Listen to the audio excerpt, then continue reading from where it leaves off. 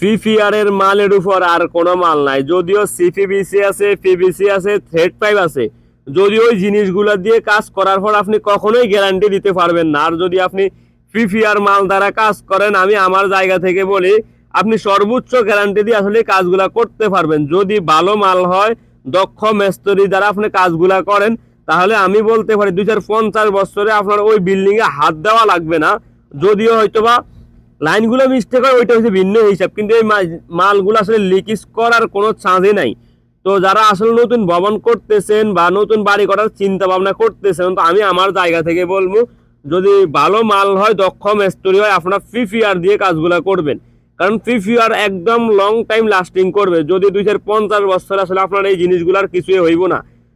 আপনি বিল্ডিং ভাঙে যদি নতুন করে আবার ভবন করেন, কিন্তু ওই পুরাতন পাইপগুলো আপনি আবার নতুন করে লাগাইতে পারবেন। ওই পুরাতন পাইপগুলো আসলে আপনি আবার নতুন করে লাগাইতে পারবেন। রড কিন্তু জঙ্গে ধরবে, কিন্তু এই পাইপের কোথাও একচুল পরিমাণে ক্ষতি হইব না। কারণ এই পাইপগুলো যদি যতক্ষণ পর্যন্ত আপনি মানে নিজে থেকে না ফালাইবেন, ততক্ষণ এর আগ পর্যন্ত এই পাইপগুলোর কিচ্ছুই হইব না। তো অবশ্যই দেশ ও দেশের বাইরে যারা কাজগুলা করেন, সকল ভাইদের দৃষ্টি আকর্ষণ করছি, আপনারা আপনাদের মূল্যবান মতামতটুকু জানাইবেন। আর এই যে দেখতেছেন জাস্ট ফিটিং গুলা দেখেন, যদিও আমারটা এগারোট হয়েছে, আমি ওইটা বলতেছি না। যারা কাজগুলা করেন অবশ্যই আপনাদের মূল্যবান মতামতটুকু আপনারা অন্তত জানাইবেন।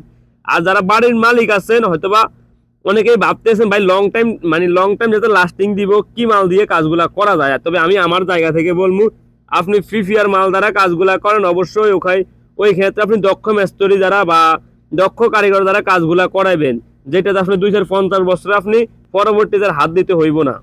তো অবশ্যই আপনাদের মূল্যবান মতামত জানাইবেন। ধন্যবাদ।